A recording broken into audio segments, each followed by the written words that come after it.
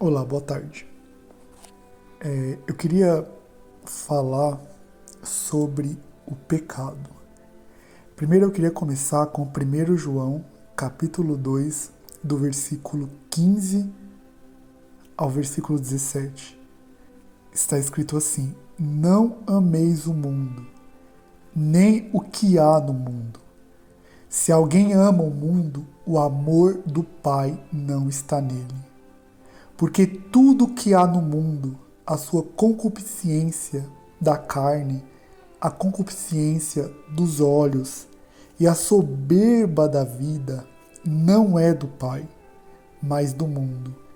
E o mundo passa, e a sua concupiscência também passa, mas aquele que faz a vontade de Deus permanece para sempre. Bom, quando a Bíblia fala mundo, vamos tentar compreender esse termo. A palavra mundo empregada neste contexto das Escrituras se aplica a todas as distrações, a tudo aquilo que tem como objetivo atrair o homem para a autossatisfação, tanto da carne quanto da alma. Ou seja, aquilo para o qual o homem sorri, lhe dá satisfação, mas é passageira, é uma alegria momentânea, cujo tempo a destrói e se torna passado. Então, as coisas do mundo são transitórias. Elas não dão ao homem uma alegria permanente. Não oferecem a ele uma satisfação nem completa, nem contínua. Se trata de uma remediação, como se fosse uma anestesia para o real problema que se encontra nele, que é o vazio da presença de Deus.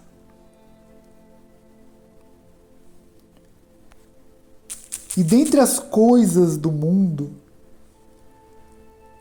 que eu posso citar são o sexo ilícito, a prostituição, a fornicação, o amor a títulos, que traz àquela pessoa uma sensação de superioridade por ter uma vida acadêmica prestigiosa. Veja, não é errado ter uma vida acadêmica, errado é colocar este fato como uma necessidade de vida, como se aquilo fosse o tudo daquela pessoa. O amor a cargos, que gera sentimento de grandeza em relação ao próximo, chegando muitas vezes ao ponto de inferiorizar aquele que está em uma posição menos favorecida. Isso acontece muito em empresas, onde muitas vezes, por aquela pessoa ser chefe, ela tem a sua palavra como uma verdade absoluta. O seu cargo faz ela se sentir superior, porque ela tem nas mãos, muitas vezes, a vida financeira daquela pessoa. Porque se ela for demitida, ela vai, obviamente, ter todo aquele retorno financeiro da demissão, mas é temporário. Ela vai ter que precisar sair de casa e ir atrás de outro emprego. O amor ao sexo com o objetivo de não criar vínculos afetivos. Ou seja, é aquela pessoa que pratica sexo regularmente com o único intuito de satisfazer a sua carne. Ela não quer compromisso, ela não quer ter uma relação amorosa. Ela quer se satisfazer sexualmente.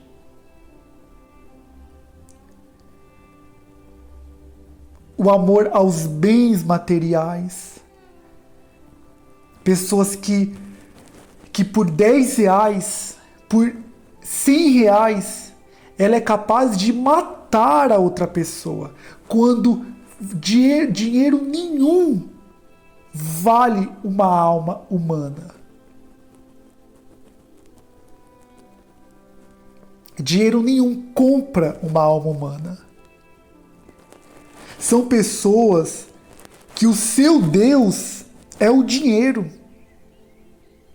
Elas vivem para os seus bens materiais. Se elas forem assaltadas, elas reagem. Porque elas não aceitam perder aquele bem. Elas perdem a vida, mas elas lutam para não perder o bem. São pessoas que trazem para si uma elevação dos bens, muitas vezes para querer pertencer a uma classe social superior. Querem aceitação social, querem dinheiro muitas vezes para participar de um convívio social. O amor à ciência, como se ela fosse uma verdade absoluta sobre quaisquer questões. Quando na verdade a ciência tem por objetivo explicar a realidade física que nos cerca. O como das coisas. A ciência não tem o objetivo de definir valores morais sobre o que é certo ou errado moralmente. A ciência é um instrumento muito útil, mas ela não tem quaisquer tipo de vestígio. Ela não é inerente a possuir a verdade acima de tudo. Ela é limitada. Ela explica os fenômenos físicos, os fenômenos químicos, os fenômenos biológicos. Mas ela não explica a alma. Ela não explica a Deus. Como muitos procuram Deus na ciência. Não, Deus é uma pessoa. Deus não é uma força. Deus não é um sentimento. Deus não é uma emoção. Deus é uma pessoa. Ele se relaciona conosco. Ele tem vontades. E nós, como criaturas dele, devemos buscar conhecer essas vontades e as colocar em prática em nossas vidas.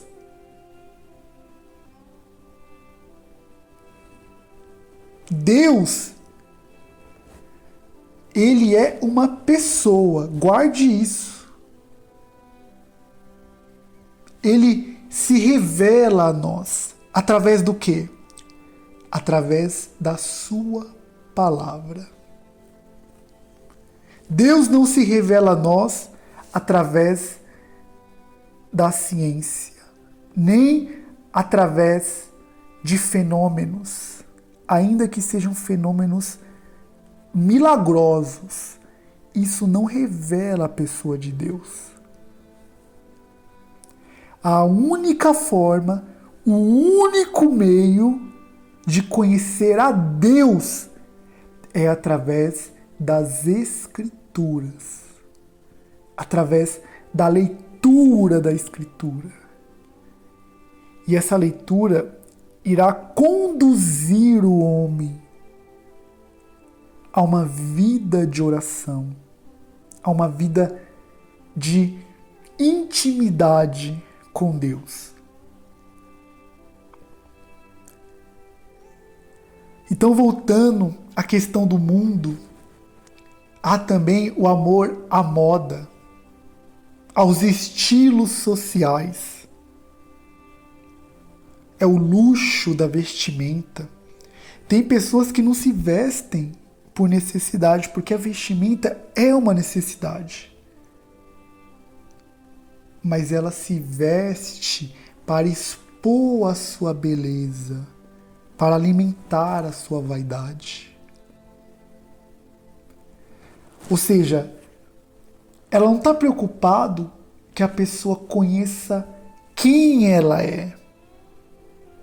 Ela está preocupada que a pessoa conheça a aparência dela.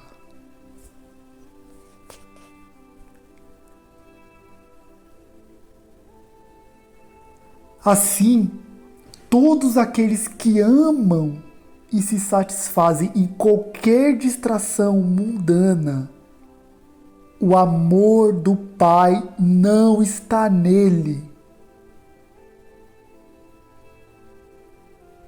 E ainda existe uma abominação muito pior do que essas citadas: a falsa religiosidade. São jovens, isso é geral.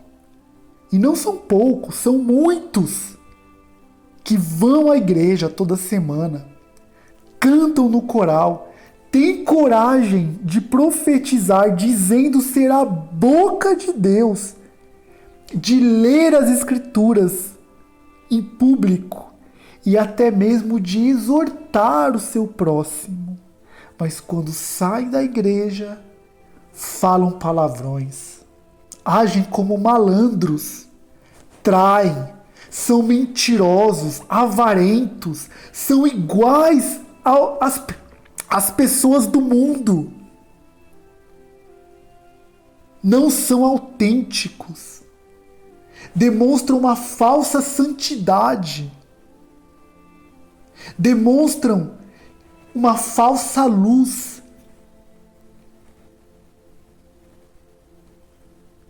Ouça isso, jovem. O santo não se mistura com o profano.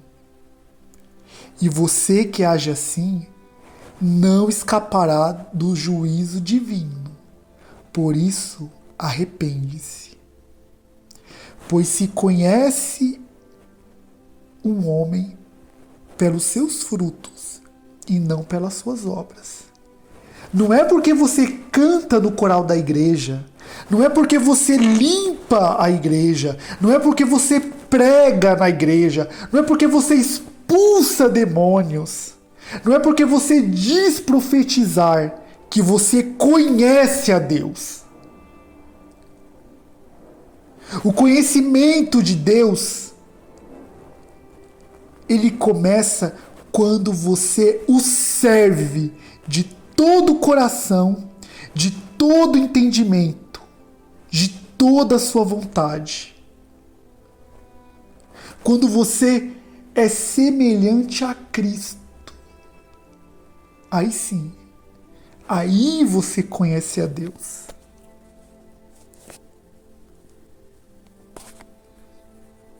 Por isso está escrito em 1 João, capítulo 3, versículo 4. Aquele que comete pecado é do diabo, porque o diabo peca desde o princípio. Para este propósito, o Filho de Deus foi manifestado, para que pudesse destruir as obras do diabo. Aquele que é nascido de Deus não comete pecado, porque a sua semente permanece nele e não pode pecar porque é nascido de Deus. Nisto são manifestos os filhos de Deus e os filhos do diabo. Aquele que não pratica a justiça não é de Deus, e nem aquele que não ama seu irmão. Então, se você vive uma falsa religiosidade,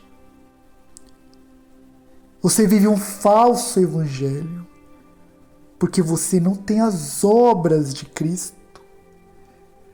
Eu não estou falando de pecar uma vez. Todos nós pecamos. Quem não peca, quem diz não pecar é mentiroso. Todos pecamos. Mas eu estou falando daquele que vive na prática do pecado e mais, ama o pecado. Não pode viver sem o pecado. O pecado é tudo para ela. O pecado a satisfaz. O pecado é seu modo de vida. O pecado é a identidade dela. É para esses tipos de pessoas que não são de Deus, mas são filhos do diabo. Porque muitos dizem: Deus abençoe, Deus lhe guarde, Deus lhe proteja, mas elas não têm nada de Deus. Passam a noite em baladas, se pegando, produzindo em si excitações sexuais, fumando droga, bebem até perder a consciência. Você pode ser qualquer coisa, pode ser de qualquer um, menos de Deus. Então busque o perdão do Senhor, busque a misericórdia, busque a piedade, a compaixão, porque o nosso Deus, Ele é misericordioso. E não importa o que você tenha feito, não importa o que você já fez, pela fé, todos os seus pecados são removidos.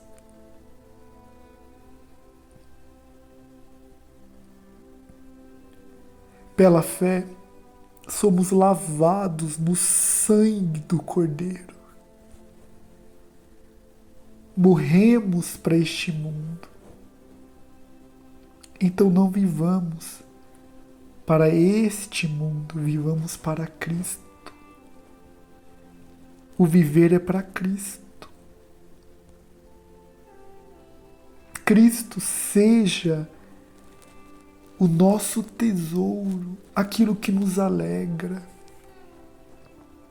Quando nós abandonamos as práticas mundanas, é normal haver uma tristeza, haver uma solidão, porque nós se satisfazíamos com as coisas do mundo para nos enganar, para tentar ser feliz, mas isso não nos traz a felicidade, é falso, é momentâneo. Mas quando nós abandonamos o mundo, a alegria de Cristo nos enche, transborda nossa alma. E é isso que eu tenho para dizer. Deus abençoe a todos e que a graça de Cristo alcance seus corações. Amém.